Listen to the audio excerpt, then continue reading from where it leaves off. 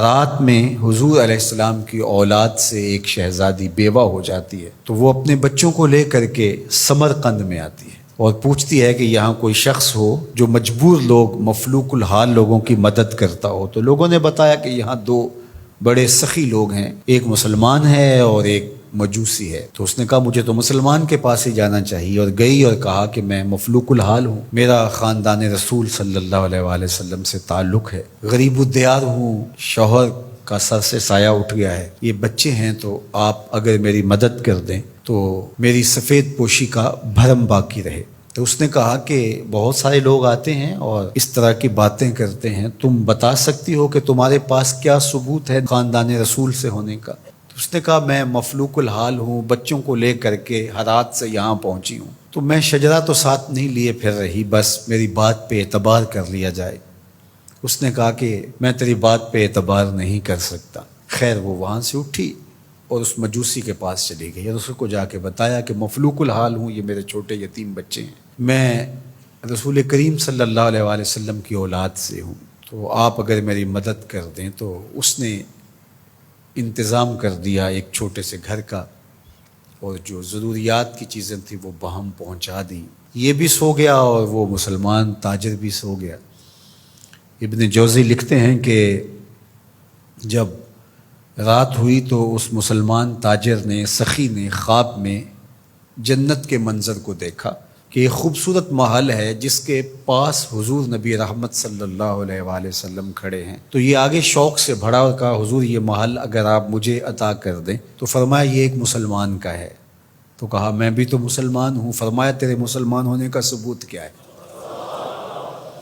آنکھیں کھل گئیں، ماضی کا سارا قصہ ذہن میں تازہ ہو گیا، اور وہ جو لفظ کہے تھے کہ تیرے سیدہ ہونے کا ثبوت کیا ہے، وہ لفظ احساس پہ ہتھوڑے برسانے لگے اور نکال دیا گیا دربار رسالت سے۔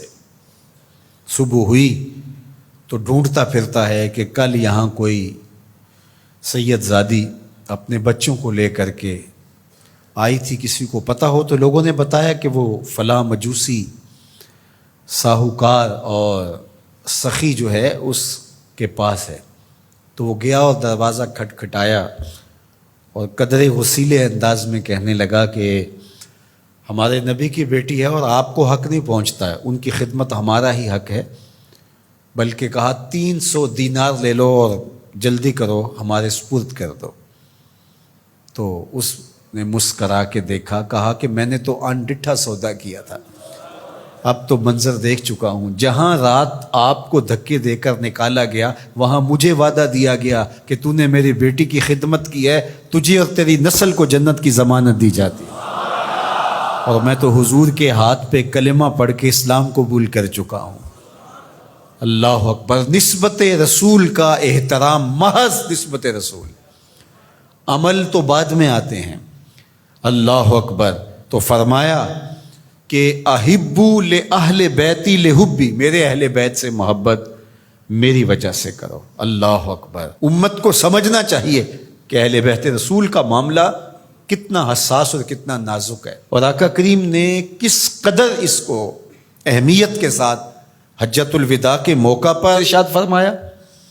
اور دوسرا، حضور علیہ السلام نے مقام خم پر باقاعدہ خطاب کرتے ہوئے ارشاد فرمایا، یہ مکہ اور مدینہ کے درمیان ایک جگہ ہے، الا ایھا الناس، اے لوگو، انما انا بشر یوشک ان یاتی رسول ربی فاجیب، فرمایا کہ میں بشر ہوں، موت کا فرشتہ پیغام لے کر میرے پاس بھی آئے گا اور میں رب کے بلاوے پر حاضر ہو جاؤں گا۔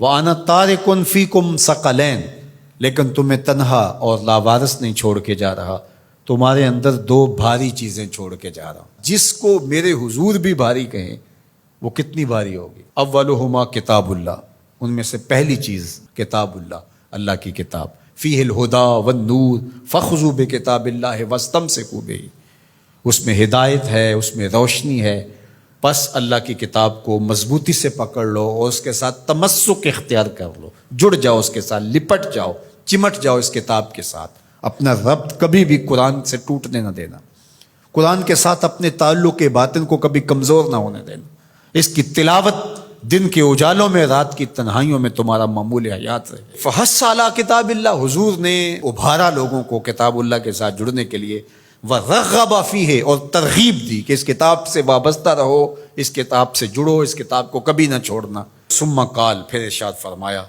وَأَهْلُ بَيْتِي، اور میرے اہل بیت، اذکرکم اللہ فی اہل بیتی، اذکرکم اللہ فی اہل بیتی، اذکرکم اللہ فی اہل بیتی، 3 مرتبہ فرمایا، میں تمہیں اپنے اہل بیت کے بارے میں اللہ سے ڈراتا ہوں، تذکیر کرتا ہوں، نصیحت کرتا ہوں کہ میرے اہل بیت کے معاملے میں کوتاہی نہ کرنا۔ 1 بار نہیں کہا، 2 بار نہیں کہا، 3 بار فرمایا۔ نگاہ نبوت کچھ دیکھ رہی تھی کہ لوگ کربلا کے اندر شہزادگان رسول کو شہید کرنے کے درپے ہوں گے، اور اہل بیت نبوت کی عظمتیں لوگوں کو ہضم نہیں ہو پائیں گی، تو حضور نے 1 بار نہیں، 2 بار نہیں، 3 بار فرمایا کہ میرے اہل بیت کے معاملے کے اندر ان کی حساسیت اتنی ہے کہ کوتاہی کا ارتکاب نہ کرنا۔ اہل بیت نبوت کا معاملہ بہت حساس ہے، بہت ہی حساس ہے۔ یزید پلیت نے اہل بیت کے ساتھ ٹکر لے کے اپنی عاقبت بھی برباد کر لی، اور اپنی دنیا بھی برباد کر لی، اور اپنی نسلوں کو بھی بدبودار بنا لیا اس نے۔ یزید کا نام بدی کا استعارہ بن گیا، دشنام سے بھی بدتر، گالی سے بھی بدتر یزید کا نام ہے۔ حضرت امام حسین رضی اللہ تعالیٰ عنہ حق کا استعارہ بن کے ابھرے، اور قیامت تک ان کا نام زندہ، روشن، سرخرو، کامیاب اور بامراد رہے گا۔ رہتی دنیا تک حسین کے نام کا جھنڈا اونچا ہی رہے گا۔ اہل بیت کے لیے دلوں میں محبت جو موجزن نہیں رکھتا سینے میں، اس کے سینے میں پتھر رکھا ہوا ہے، اس کے سینے میں کسی مومن کا دل نہیں رکھا ہوا۔ یہ پیاز تو ہر وقت سلگتا ہے، لیکن جو ہی محرم کے ایام آتے ہیں تو پھر خوشبوئیں پھیلنا شروع ہو جاتی ہیں، اور ان کے لیے دل میں جو جذبات پیدا ہوتے ہیں، اللہ اکبر، ہماری 1000 جانیں تصدق ان کے قدموں سے لپٹی ہوئی خاک پر۔